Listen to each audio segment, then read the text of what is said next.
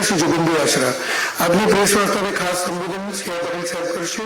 હું સાહેબને વિનંતી કરીશ કે આપ સૌ પત્રકાર મિત્રોને આજની ખાસ પ્રેસ વાર્તાને સંબોધિત કરશે. નમસ્કાર મિત્રો. ગુજરાત વિધાનસભાના 2022ના ઇલેક્શન અને વોટિંગની પ્રક્રિયા આજે પૂર્ણ થઈ છે. મતગણતરીની પ્રક્રિયા 8મી તારીખે સવારથી શરૂ થવાની છે. ગુજરાતના સૌ મતદાતા ભાઈ બહેનોએ જે રીતે મતદાનમાં ઉમળકો બતાવ્યો, જે રીતે એમણે ગુજરાતના ઉત્કર્ષ માટે, ગુજરાતના વિકાસ માટે, ગુજરાતના સુરક્ષિતતા માટે આદરણીય પ્રધાનમંત્રી શ્રી નરેન્દ્ર મોદી સાહેબ પર વિશ્વાસ કર્યો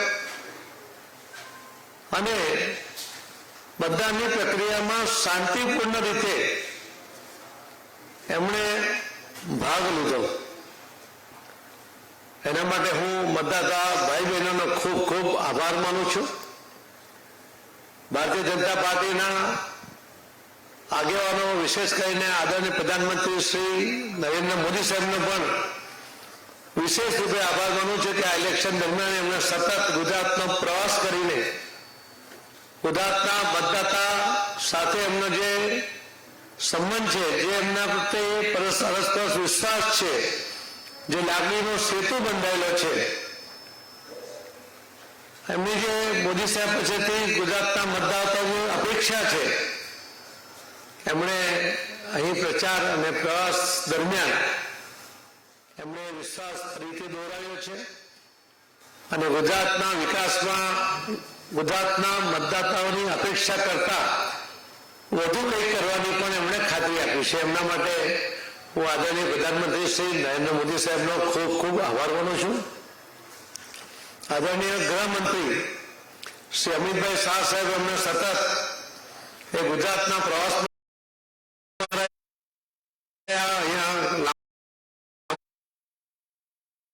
લાંબો સમય રહ્યા, ઉમેદવારોની ચયન પ્રક્રિયાથી માંડીને આખી વ્યૂહરચનામાં એમણે જવાબદારી સંભાળી, અમને માર્ગદર્શન આપ્યું. એમના માટે પણ હું આદરણીય શ્રી અમિતભાઈ શાહ સાહેબનો ખૂબ ખૂબ આભાર માનું છું.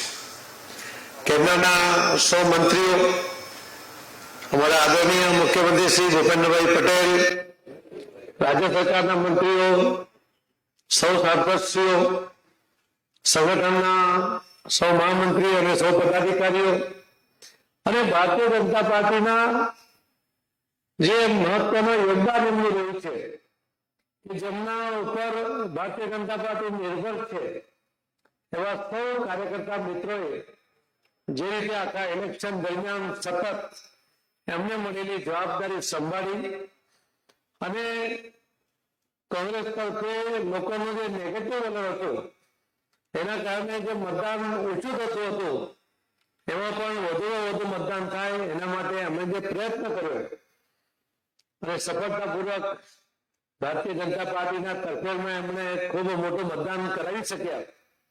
એના માટે હું એમનો પણ ખૂબ ખૂબ આભાર માનું છું.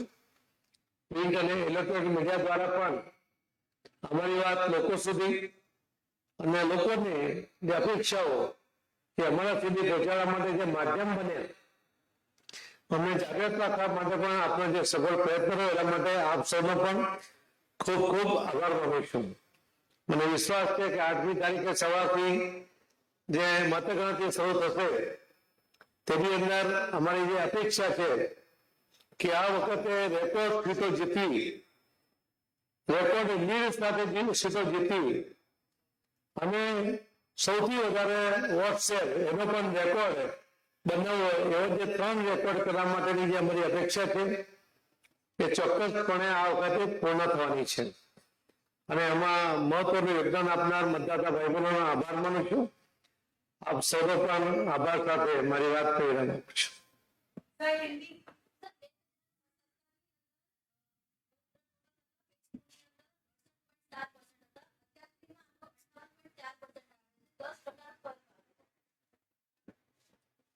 મતદાનના પર્સન્ટેજ સાથે અમે જતા નથી કે મતદાનનો ફાઇનલ આંકડો હજુ આવવાની શક્યતા હજુ વાર છે. પરંતુ અમને એટલી ચોક્કસપણે ખબર છે કે ભારતીય જનતા પાર્ટીના કાર્યકર્તાઓએ જે મતદાતાઓ સાથેનો સંપર્ક કર્યો છે અને આદરણીય પ્રધાનમંત્રી નરેન્દ્ર મોદી સાહેબના હાથ મજબૂત કરવા માટે ગુજરાતના મતદાતાઓ જે રીતે મત આપવા માટે નીકળ્યા છે એના કારણે ભારતીય જનતા પાર્ટીનો જે હિસ્સો છે એ ખૂબ મોટો રહેશે એવો અમને વિશ્વાસ છે.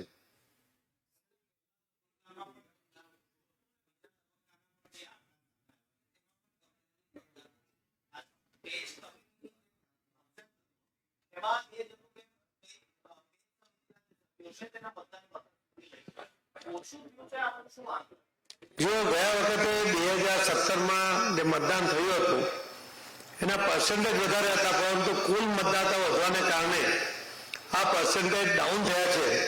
પરંતુ મતદાન એ પહેલા તબક્કામાં 10 લાખ વધારે હતું. બીજા તબક્કામાં પણ હમણાં જે ફિગર્સ આવશે તો આપણે જોવા મળશે કે બીજા તબક્કામાં 2017માં જે મતદાન હતું એના કારણે આ વખતે વધારે મતદાન મળશે. પેજ કમિટીની વાત છે એ હવે શરૂ થાય છે, કેમ કે પેજ કમિટીના કાર્યકર્તાઓએ જે રીતે મતદાન કરાવ્યું એ રિફ્લેક્ટ થશે 8મી તારીખે કે એમાં ભારતીય જનતા પાર્ટીના ઉમેદવારોનો કેટલો હિસ્સો મળ્યો છે અને એ હિસ્સો ચોક્કસપણે મોટો હશે એવો અમને વિશ્વાસ છે. કેમ કે આખી પ્રક્રિયામાં પેજ કમિટીના કાર્યકર્તાઓએ જે ભાગ લીધો, એમણે જે મતદાન કર્યું એના કારણે શક્ય બન્યું છે. જો અન્ય પાર્ટીઓ પણ પોતાના મતદાતાઓને મતદાન મથક સુધી લઈ ગયા હોત તો હજુ એનો આંકડો મોટો થવાની શક્યતા હતી. પરંતુ આપ સૌએ જોયું હશે કે આખા ગુજરાતમાં પહેલા અને બીજા સ્પેલમાં જે મતદાન થયું એમાં અન્ય કોઈ પણ પાર્ટી મતદાતાઓને મતદાન મથક સુધી લઈ જવા માટેનું આકર્ષણ ઊભું કરી શક્યા નથી. એમના પ્રત્યે નિરાશા હતી, એક હદ સુધી કહી શકાય કે એમના માટે તિરસ્કારની ભાવના હતી અને એના કારણે એ જે મતદાતાઓ નિરાશ હતા એના કારણે પણ મતદાનનો આંકડો હજુ ઓછો થયો છે ને તો હજુ ખૂબ મોટો વધી શક્યો હોત.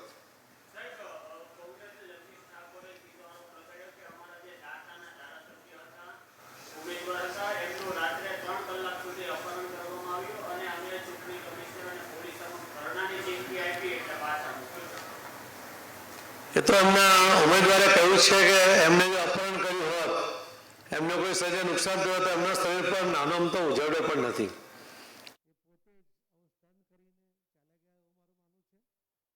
અને પછી કોઈ ટ્વીટ આવે એમના નેતાઓના, ત્યાર પછી પાછા આવી ગયા છે. પરંતુ આ સ્ટન્ટને કારણે એમને કોઈ મોટો ફાયદો થઈ જાય એવું હું માનતો નથી. આવા સ્ટન્ટથી દૂર રહેવું જોઈએ, કેમ કે લોકો ખૂબ સમજદાર થઈ ગયા છે. છેલ્લા દિવસે કોઈ ઉમેદવારને લઈ જવાથી સામેની પાર્ટીના ઉમેદવારને કોઈ ફાયદો થતો હોય એવું ક્યારેય બનતું નથી. એટલે આ સંપૂર્ણ સ્ટન્ટ છે. કયામાં શહેરી વિસ્તારોમાં જે ભારતીય જનતા પાર્ટીના કાર્યકર્તાઓની જે સક્રિયતા હતી એના જ કારણે આપણે અહીંયા સુધી પહોંચી શક્યા છે. મેં પહેલા પણ કહ્યું કે બાકીની પાર્ટીઓએ પોતાના મતદાતાઓને આકર્ષવામાં એમને મતદાન મથક સુધી લઈ જવામાં નિષ્ફળ રહ્યા છે. એના કારણે એ મતદાન આપણને ઓછું દેખાય છે. नमस्कार. गुजरात विधानसभा 2022 का इलेक्शन का वोटिंग की प्रक्रिया आज पूर्ण हुई है. 8 तारीख को सुबह से उसके काउंटिंग प्रक्रिया शुरू होगी. मगर ये इलेक्शन के दौरान हमारे आदरणीय प्रधानमंत्री नरेंद्र मोदी साहब ने गुजरात का प्रवास किया.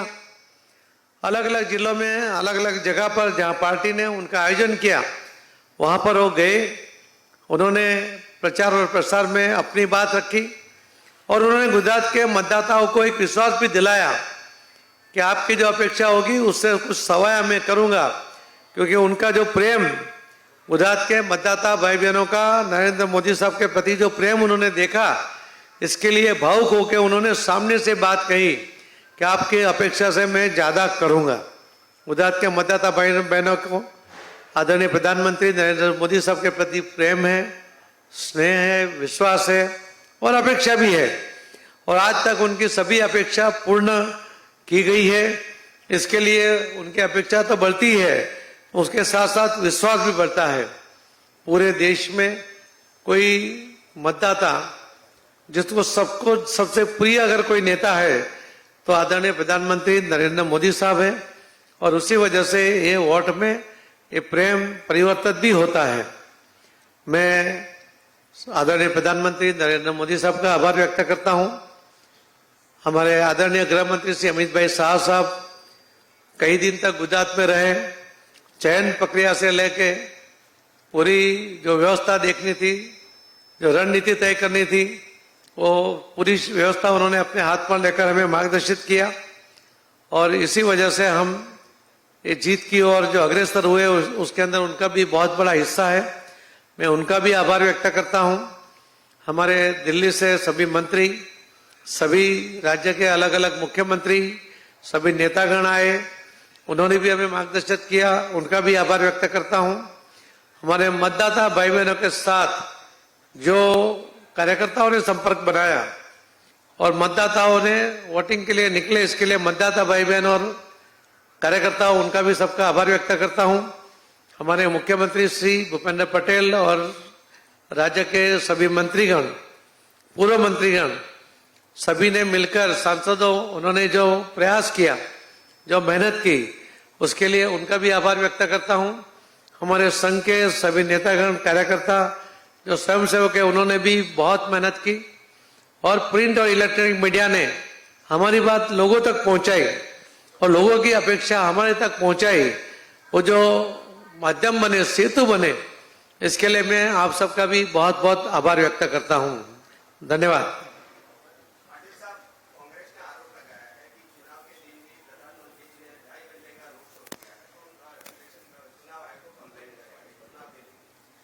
देखिए, कंप्लेन करने का अधिकार उनको है, मगर आपने देखा होगा कि वहां कोई रोड शो नहीं हुआ।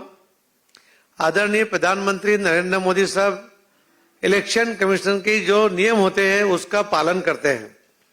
वो अपनी गाड़ी में वहां तक नहीं गए, सुरक्षा के कारण होते हुए भी वो मतदान करके बाहर निकले और चलकर निकले, और उन्होंने इतनी जो कड़ी सुरक्षा के बीच में भी उन्होंने गाड़ी में बैठना पसंद नहीं किया और वो बाहर तक चलकर गए। उन्होंने एक शब्द बोला नहीं, किसी को कोई बाइट नहीं दी बाहर आके, जो एरिया है अंदर वहां तक। यही बताता है कि सभी नियमों का पालन हमारे आदरणीय प्रधानमंत्री मोदी साहब जो करते आए हैं, आज भी उन्होंने किया है। तो ये रोड शो, उसका जो नाम दे रहे हैं, मुझे लगता है कि उनकी हताशा इसके अंदर बोल रही है, और हताश होने का उनके पास पूरा कारण भी है, क्योंकि जो मतदाता भाई बहनों ने जिस तरह से निरुत्साह होकर उनके प्रति भाव बताया है, वो हताशा उनको दिख रही है।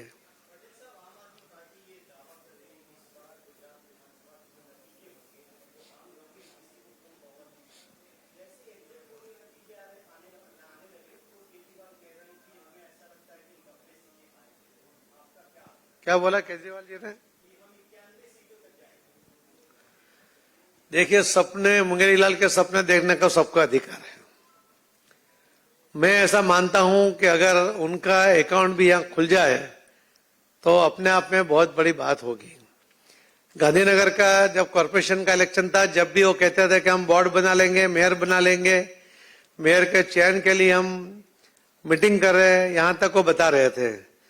पूरा रोकड़ा एक सीट उनको मिली थी, और इस बार वो भी मिलने की संभावना मैं तो नहीं देख रहा हूं। 8 तारीख को उसको भी दूध और दूध नहीं पता चल जाएगा।